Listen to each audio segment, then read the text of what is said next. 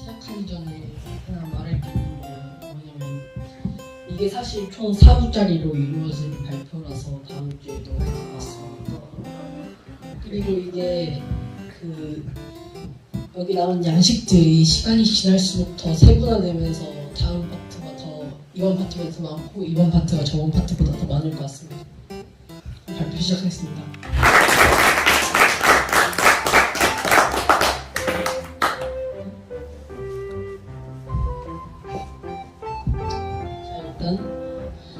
저번 발표에서도 영국 고딕을 먼저 추가를 했는데 이번에도 영국의 고딕 리바이벌에 대해 보도록 하고 거기서 또 파생된 아트앤크래프트 거기서 계속 나오는 그 종파들을 보도록 하겠습니다. 고딕 리바이벌은 여러 가지 이유가 있어서 그 이유에 대해 알아보고 그 예시들을 알아보도록 할 겁니다. 영국의 고딕 리바이벌이 생긴 이유는 일단 영국에는 산업혁명이 처음으로 찾아온 국가라서 산업혁명을 하면서 이렇게 굉장히 고된 시간을 보냈어요. 그래서 중세에 대한 이상이 굉장히 커졌어요. 그래서 중세로 돌아가고자 하는 마음에 옛날 건축물들을 선택을 했는데 왜 하필 고딕이냐면은 일단 신고전주의나 르네상스에 비해서 더 도형을 배합하는 게 더 자유로웠고 그런 쪽에서 설계도 더 자유로웠습니다. 그리고 영국인들은 고딕이 영국에서 생긴 줄 알았어요. 사실은 프랑스에서 생겼긴 한데 영국인들은 그렇게 알고 있었기 때문에 자신의 민족적인 그런 건축으로 알고 있는 사람들이 굉장히 많았습니다. 그 대표적인 지지층이 웰비 노트모어 퓨진인데 이 사람은 기독교 국가의 모든 건축물을 전부 고딕 양식이어야 한다고 주장했습니다. 이 사람이 다음에도 나옵니다. 첫 번째로 웨스트민스터 궁전에 대해 알아볼 건데요. 여기서 가장 주의 깊게 봐야 될 것은 이게 해머빔입니다. 이 해머빔은 구조가 제대로 안 나와서 책에서 사진 찍어서 따왔는데요. 안쪽으로 나와 있는 게 한 번에 만든 것 같지만 사실 원래의 천도화치가 있고 해머빔을 이용해서 안쪽으로 나오게 한 것입니다. 돌출되게 했으니까 어떻게 보면 리브라고 볼 수도 있겠습니다. 그리고 파사드는 건축물에 출입문이 있는 쪽에 바깥쪽 벽을 말하는 것인데 이 두 개의 타워가 있어서 파사드가 균형 있게 잘 조절이 되어 있습니다. 여기 있는 이거는 빅토리아 타워고 이거에 있는 건 엘리자베스 타워입니다. 이곳은 적벽돌과 흰 석재를 배합해 꾸몄습니다. 적벽돌이 아까 발표자인 김소윤 발표에 나온 서대문 형무소에서도 일본한테 잘 보이려고 적벽돌을 썼거든요. 그래서 적벽돌이 굉장히 따뜻한 분위기를 주는 그런 벽돌입니다. 그리고 자세히 보면은 여기랑 색깔이 다릅니다. 엄청 많은 색깔의 벽돌을 조합해서 기하학적인 문양을 만드는 걸 알 수 있습니다. 아트앤크래프트 운동에 대해서 알아보도록 하겠습니다. 아트앤크래프트도 결국에는 이렇게 딱딱하게 생긴 그런 가구들을 보고 너무 이것은 아름답지 않다라고 생각하고 이런 의자를 만들어내기 시작한 거거든요. 수작업으로. 일단 아까 말했던 오거스터스 퓨진이랑 존 러스킨이 그들의 이론을 완성해냅니다. 퓨진은 아까 말한 대로 고딕 양식을 이상화했고 존 러스킨은 아까 나왔던 사회의 그런 분위기답게 중세를 이상적으로 말했습니다. 그래서 그들의 이론과 사상을 구현해서 윌리엄 모리스라는 사람이 아트앤크래프트 운동을 시작했습니다. 이 사람의 업적을 보겠습니다. 이 사람은 고건축 보존을 위해서 고건축 보호협회를 설립하고 또 수제품을 직접 만들고 사회를 설립해서 팔고 이런 활동을 했고 또 공예조합을 결성했고 마지막으로 바우하우스를 건설했습니다. 아트앤크래프트 운동은 아까 말했듯이 이런 걸 보면 굉장히 딱딱하고 아름답지 않아요. 하지만 사실 이 그림은 저번 발표에서 루코코 때 썼던 건데 이런 것을 보면 되게 아름답고 이상적이에요. 마치 영화에 나올 것 같은 그런 의미에서 이런 건축물에 들어가는 그 가구를 이런 느낌으로 바꾸고자 했던 게 아트앤크래프트 운동입니다. 여기서 나온 게 레드하우스입니다. 비대칭 구조와 아까 말했던 적벽돌을 사용해 따스한 분위기를 조성했습니다. 그리고 안쪽에 이런 수제, 가구, 벽지, 테피스트를 이용했는데 이게 굉장히 유명해요. 모리스가 직접 만든 거고 이것도 모리스가 디자인을 한 거라고 합니다. 그리고 이제 또 다른 시대가 열렸는데 고전주의가 또 마지막으로 지어졌던 곳을 여러 곳을 양식은 설명하는 건 아니고 그냥 건축물을 둘러보도록 하겠습니다. 헝가리에 있는 국회의사당과 바이에른 주립도서관입니다. 철 건축물에 대해서 알아보도록 하겠습니다. 철 건축물은 프랑스에서 가장 먼저 꼽혔습니다.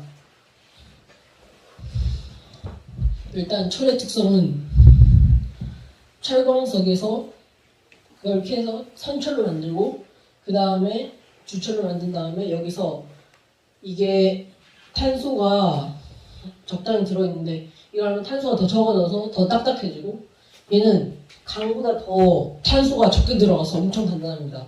보통 강을 건축자재에 사용합니다. 에펠탑은 사실 그때 당시에는 굉장히 괴이하게 생긴 그런 거였어요. 그때 반응은 세상에나 엔지니어가 건축을 하다니 살짝 이런 느낌이었는데 사실 그때는 철에 대해서 불안함이 굉장히 많았어요. 돌기둥은 한 이만한데 그 정도 구조를 이렇게 가는 철기둥이 버텨낼 수가 있으니까 그게 안전하다고 알면서도 사람들은 굉장히 불안했습니다. 또 하나 더 있는데 프랑스 국립도서관에 있는 이 기둥입니다. 그때 사람들이 불안해서 살짝 돌기둥인 것처럼 꾸며놨지만 여기도 철기둥이고 여기 있는 리브가 굉장히 눈에 띕니다. 아르누보 양식에 대해 알아보겠습니다. 아르누보 양식은 새로운 예술을 뜻하는 프랑스어인데 자연을 못든 나긋한 곡선을 이용합니다. 타셀 저택의 계단실에 대해서 알아보도록 하겠습니다. 자, 일단 이것은 여기 있는 이 구조들과 하나가 되는 기둥이고 이것은 살아 움직일 것 같은 바닥과 잘 조합된 그런 벽지 문양이라고 볼 수 있겠고 이것은 그 이상적인 모습을 돋보여주는 철제 계단이라고 할 수 있겠습니다. 안토니오 가우디의 작품 중에서 카사 바티오를 보도록 하겠습니다. 파사드인데 굉장히 잘 멋지고 자연의 요소가 잘 조합되어 있습니다. 물결의 흐름을 다루는 천장등인데요. 이 천장등에서 물결이 소용돌이칠 때 안쪽으로 들어갈수록 더 빨라지잖아요. 그것처럼 여기서는 원만한 곡선이었다가 점점 더 많이 휘감기게 됩니다. 나무의 생명력을 느끼게 하는 휘어진 이런 계단을 만들었습니다. 왜 카사 마티오가 바르셀로나에 있을까에 대해 알아보도록 하겠습니다.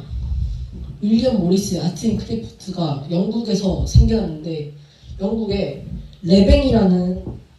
벨기에에 있는 레뱅이라는 건축 단체가 이 아트 앤 크래프트 운동을 따와서 아르누보 양식으로 탈바꿈했습니다.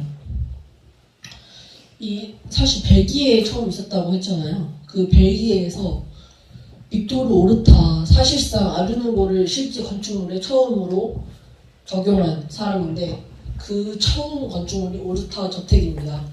하지만 문화적 상징성이 없어서 그냥 하나의 유행으로 남고 더 이상 지어지지 않았습니다. 하지만 스페인 미국 전쟁에서 지고 나서 이제 여기 있는 카탈루나라는 지역에서 이제 원래 이 지역이 굉장히 강한 지역이었어요. 근데 이제 스페인한테 억압받았는데 스페인 전쟁에 지니까 이제 다시 일어서기 시작한 거죠. 철이랑 섬유를 사고 팔고 하면서 굉장히 큰 부를 얻었는데 여기서 이제 돈이 생겼으면 이제 문화도 따라오는 거지 않습니까? 그래서 이제 문화가 생겼는데 저희들이 너무 오랫동안 문화를 억압받아 왔으니까 사실상 문화라고 할 게 별로 없는 거예요. 언어도 카탈루나의 언어를 금지했어요. 문화라고 할 게 없다 보니까 벨기에에서 쓰다가 남은 아르누보가 되게 눈에 띄는 거예요. 그래서 카탈루냐의 문화를 아르누보로 하기로 결정합니다. 이제 모더니즘에 대해 알아보겠습니다.